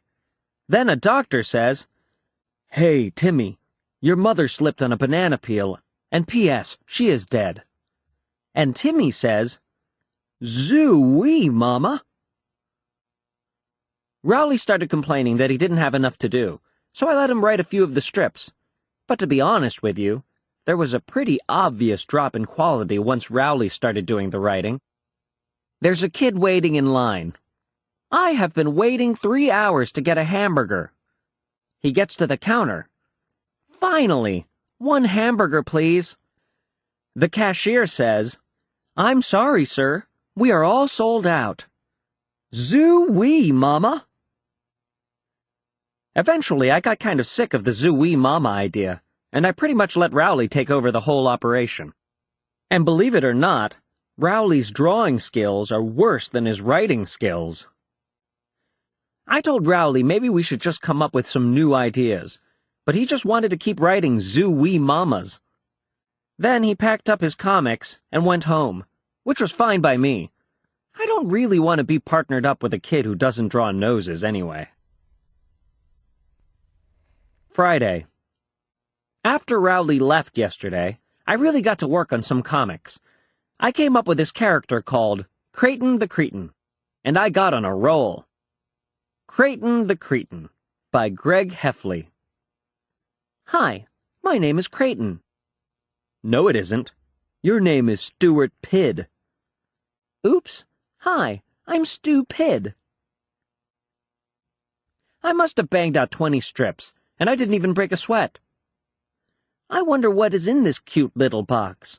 That's not a box. It's a brick, you dumb moron. Oops, I have been trying to open it all day.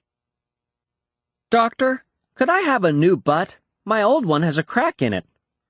Creighton, I told you 1,000,000 times, everyone's butt has a crack in it. Oh, yeah, I forgot. The great thing about these Creighton the Cretin comics is that with all the idiots running around my school, I will never run out of new material. When I got to school today, I took my comics to Mr. Ira's office. He's the teacher who runs the school newspaper. But when I went to turn my strips in, I saw that there was a pile of comics from other kids who were trying out for the job.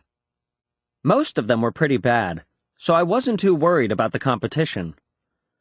Girls Rule, by Tabitha Cutter and Lisa Russell. Don't walk near our lunch table, Tyler Green. Yeah, you're not even cute. Ha ha ha ha ha ha! Girls Rule! One of the comics was called Dumb Teachers, and it was written by this kid named Bill Tritt. Bill is always in detention, so I guess he has a bone to pick with just about every teacher in the school, including Mr. Ira. So I'm not too worried about the chances of Bill's comic getting in either. Dumb Teachers, by Bill Tritt. Hey, Mr. Ira, you pooped your pants again. Nuh-uh. Yaha! There were actually 1 or 2 decent comics in the bin, but I slipped them under a pile of paperwork on Mr. Ira's desk. Hopefully, those ones won't turn up until I'm in high school. Thursday. Today, during morning announcements, I got the news I was hoping for. And the new cartoonist for the school paper is Greg Heffley. The paper came out today at lunchtime, and everyone was reading it. I really wanted to pick up a copy to see my name in print, but I decided to just play it cool for a while instead. I sat at the end of the lunch table so there would be plenty of room for me to start signing autographs for my new fans. But nobody was coming over to tell me how great my comic was, and I started to get the feeling something was wrong. I grabbed a paper and went into the bathroom to check it out, and when I saw my comic, I practically had a heart attack.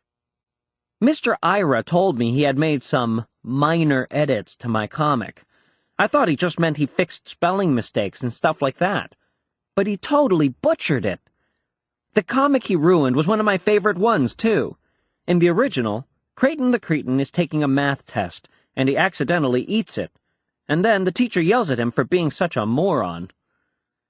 By the time Mr. Ira was done with it, you practically couldn't recognize it as the same strip. Creighton, the Curious Student, by Gregory Heffley. Teacher, if x plus 43 equals 89, then what would x be? Creighton, x would be 46. Thanks. Kids, if you want to learn more about math, be sure to visit Mr. Humphrey during his office hours, or visit the library and check out the newly expanded Math and Science section.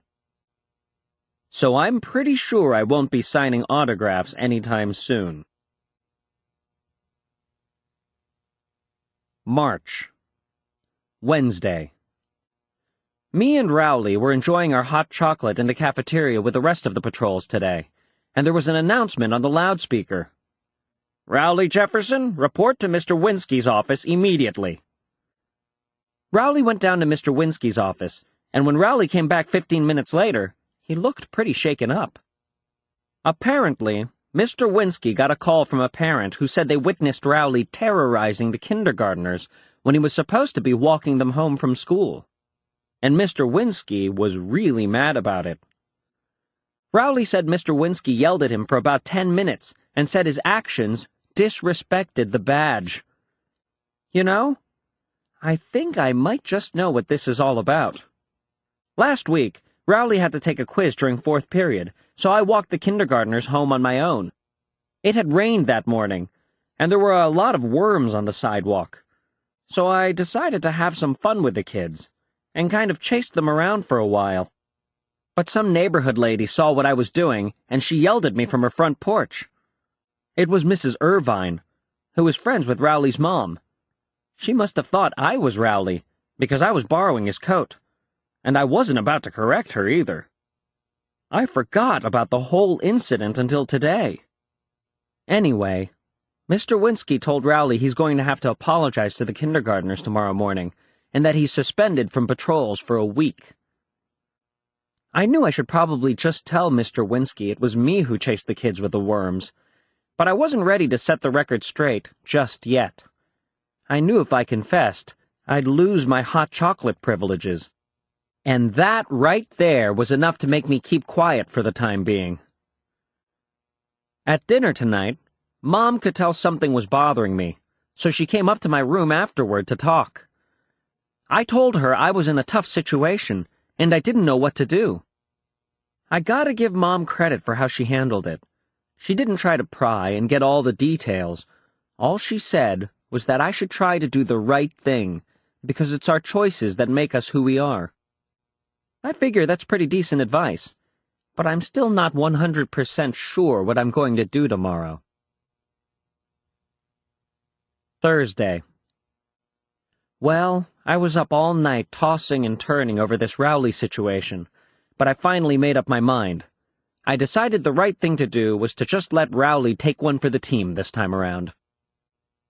On the way home from school, I came clean with Rowley and told him the whole truth about what happened, and how it was me who chased the kids with the worms. Then I told him there were lessons we could both learn from this.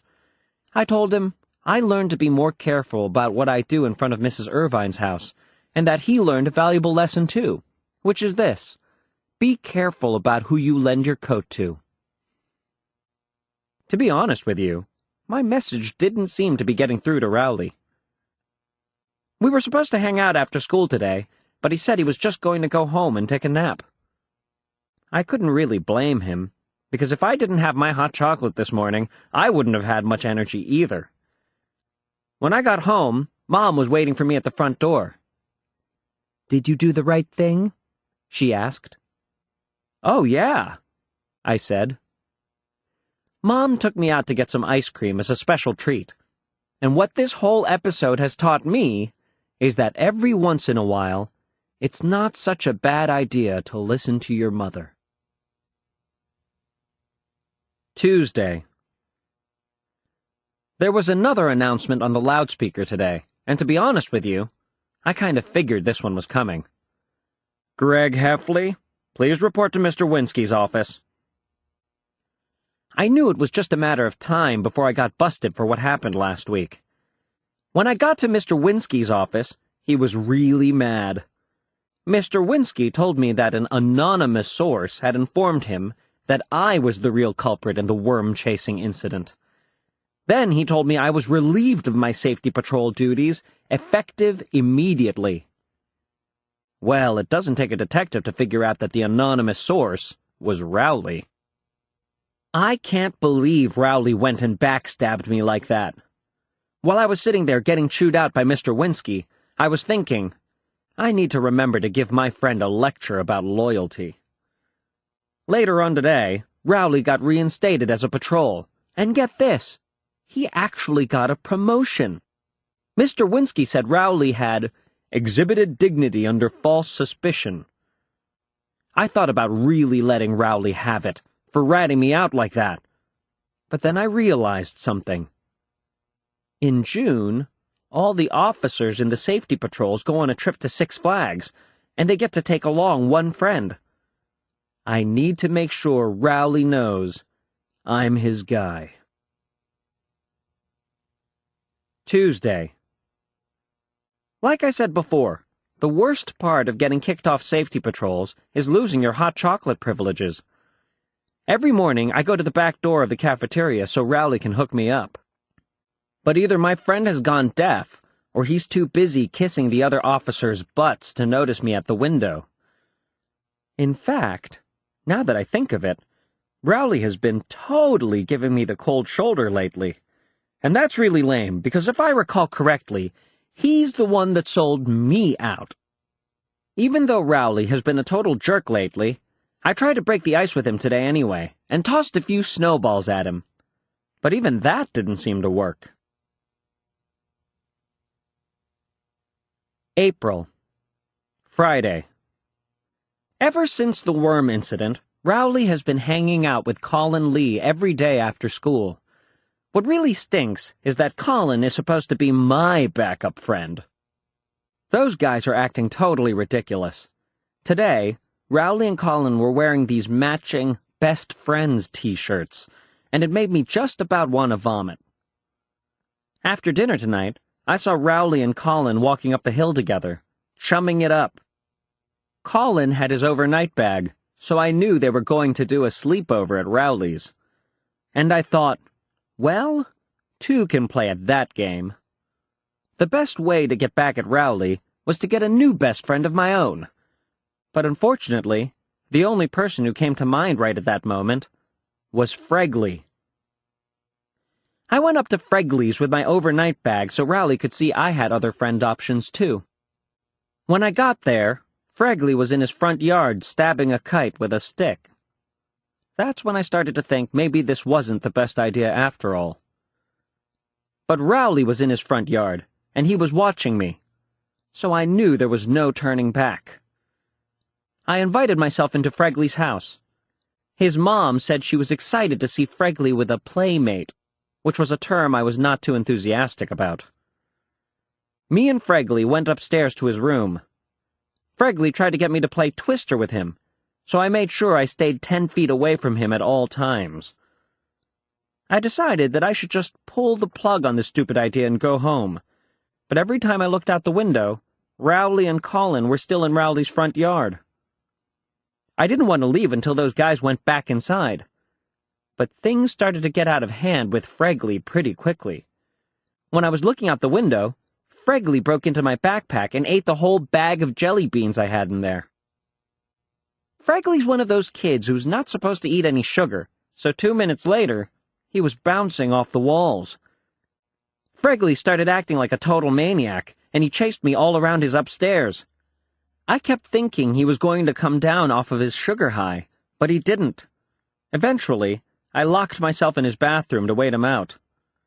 Around 11:30, it got quiet out in the hallway. That's when Fregley slipped a piece of paper under the door. I picked it up and read it.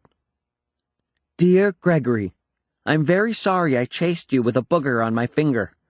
Here, I put it on this paper so you can get me back. That's the last thing I remember before I blacked out. I came to my senses a few hours later. After I woke up, I cracked the door open, and I heard snoring coming from Fregley's room, so I decided to make a run for it. Mom and Dad were not happy with me for getting them out of bed at 2 in the morning, but by that point, I could really care less. Monday. Well, me and Rowley have officially been ex-friends for about a month now, and to be honest with you, I'm better off without him. I'm glad I can just do whatever I want without having to worry about carrying all that dead weight around. Lately, I've been hanging out in Roderick's room after school and going through his stuff. The other day, I found one of his middle school yearbooks. Roderick wrote on everybody's picture in his yearbook, so you can tell how he felt about all the kids in his grade. He would write above each kid's head, jerk or cool. Every once in a while, I see Roderick's old classmates around town, and I have to remember to thank Roderick for making church a lot more interesting. But the page in Roderick's yearbook that's really interesting is the class favorites page. That's where they put pictures of the kids who get voted most popular and most talented and all that.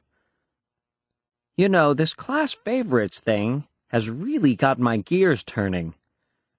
If you can get yourself voted onto the class favorites page, you're practically an immortal. Even if you don't live up to what you got picked for, it doesn't really matter, because it's on permanent record. Like Bill Watson. People still treat Bill Watson like he's something special, even though he ended up dropping out of high school. We still run into him at the food barn every once in a while. So here's what I'm thinking. This school year has been kind of a bust, but if I can get voted as a class favorite, I'll go out on a high note. I've been trying to think of a category I have a shot at. Most popular and most athletic are definitely out, so I'm going to have to find something that's a little bit more in reach. At first, I thought maybe I should wear really nice clothes for the rest of the year, so I can get best dressed. But that would mean I would have to get my picture taken with Jenna Stewart, and she dresses like a pilgrim. Wednesday. Last night, I was lying in bed and it hit me. I should go for class clown. It's not like I'm known for being real funny at school or anything, but if I can pull off one big prank right before voting, that could do it. May. Thursday. Today I was trying to figure out how I was going to sneak a thumbtack onto Mr. Worth's chair in history when he said something that made me rethink my plan. Mr. Worth told us he has a dentist's appointment tomorrow, so we're going to have a substitute. Subs are like comic gold. You can say just about anything you want, and you can't get in trouble. I could see it now. Greg Heffley, will you please do this problem? Your mama. Excuse me? Your big fanny granny. Well, I hardly think that's your slap-happy grandpappy. Friday. I walked into my history class today, ready to execute my plan. But when I got to the door, guess who the substitute teacher was? Of all the people in the world to be our sub today, it was Mom. I thought Mom's days of getting involved at my school were over. She used to be one of those parents who came in to help out in the classroom, but that all changed after Mom volunteered to be a chaperone for our field trip to the zoo when I was in 3rd grade. Mom had prepared all sorts of material to help us kids appreciate the different exhibits, but all anyone wanted to do was watch animals go to the bathroom. Anyway, Mom totally foiled my plan to win class clown. I'm just lucky there's not a category called Biggest Mama's Boy, because after today, I'd win that one in a landslide. She actually brought me my lunch. Wednesday. The school paper came out again today. I quit my job as school cartoonist after Creighton the Curious Student came out, and I didn't really care who they picked to replace me. But everyone was laughing at the comics page at lunch, so I picked up a copy to see what was so funny. And when I opened it up, I couldn't believe my eyes. It was Zoo-wee Mama. And of course, Mr. Ira didn't change a single word of Rowley's strip. Zoo-wee Mama by Rowley Jefferson. Hey, beautiful lady, do you want to go on a date with me? I am not a lady. I am just one of those dogs with long hair, so no thanks to that date. Zoo-wee Mama! So now Rowley's getting all the fame that was supposed to be mine. Even the teachers are kissing Rowley's butt. I almost lost my lunch when Mr. Worth dropped his chalk in history class and said, Zoo-wee, Mama! Monday. This Zoo-wee Mama thing has really got me worked up. Rowley is getting all the credit for a comic that we came up with together. I figured the least he could do was put my name on the strip as the co-creator. So I went up to Rowley after school and told him that's what he was going to have to do. But Rowley said, Zoo-wee Mama was all his idea, and that I didn't have anything to do with it. I guess we must have been talking pretty loud, because the next thing you knew, we attracted a crowd. The kids at my school are always itching to see a fight. Me and Rowley tried to walk away, but those guys weren't going to let us go until they saw us throw some punches. I've never been in a real fight before, so I didn't know how I was supposed to stand or hold my fists or anything. And you could tell Rowley didn't know what he was doing either, because he just started prancing around like a leprechaun. I was pretty sure I could take Rowley in a fight, but the thing that made me nervous was the fact that Rowley takes karate. I don't know what kind of hocus-pocus they teach in Rowley's karate classes, but the last thing I needed was for him to lay me out right there on the blacktop. Before me or Rowley made a move, there was a screeching sound in the school parking lot. A bunch of teenagers had stopped their pickup truck, and they started piling out. I was just happy that everyone's attention was on the teenagers instead of me and Rowley, but all the other kids took off when the teenagers started heading our way. And then I realized that these teenagers looked awfully familiar. That's when it hit me. These were the same guys who chased me and Rowley around on Halloween night, and they had finally caught up with us. But before we could make a run for it, we had our arms pinned behind our backs. Those guys wanted to teach us a lesson for taunting them on Halloween night, and they started arguing over what they should do with us. But to be honest with you, I was more concerned about something else. The cheese was only a few feet from where we were standing on the blacktop, and it was looking nastier than ever. The big teenager must have caught my eye, because the next thing I knew, he was looking at the cheese, too. And I guess that gave him the idea he was looking for. Rowley got singled out first. The big kid grabbed Rowley and dragged him over to the cheese. Now, I don't want to say exactly what happened next, because if Rowley ever tries to run for president and someone finds out what these guys made him do, he won't have a chance. So I'll put it to you this way. They made Rowley E-A-T the cheese. I knew they were going to make me do it, too. I started to panic, because I knew I wasn't going to be able to fight my way out of this situation. So I did some fast talking instead. I said, "I would, but I'm allergic to dairy." And believe it or not, it actually worked. "You're lucky, punk." I know. I guess the teenagers were satisfied they had made their point, because after they made Rowley finish off the rest of the cheese, they let us go. They got back in their truck and took off down the road. Me and Rowley walked home together, but neither one of us really said anything on the way back. I thought about mentioning to Rowley that maybe he could have pulled out a couple of his karate moves back there, but something told me to hold off on that thought for right now. Tuesday. At school today, the teachers let us outside after lunch. It took about 5 seconds for someone to realize the cheese was missing from its spot on the blacktop. Everybody crowded around to look at where the cheese used to be. Nobody could believe it was actually gone. People started coming up with these crazy theories about what happened to it. Somebody said that maybe the cheese grew legs and walked away. It took all my self-control to keep my mouth shut, and if Rowley wasn't standing right there, I honestly don't know if I could have kept quiet. A couple of the guys who were arguing over what had happened to the cheese were the same ones who were egging me and Rowley on yesterday afternoon. So I knew it wasn't going to be long before someone put 2 and 2 together and figured out that we must have had something to do with it.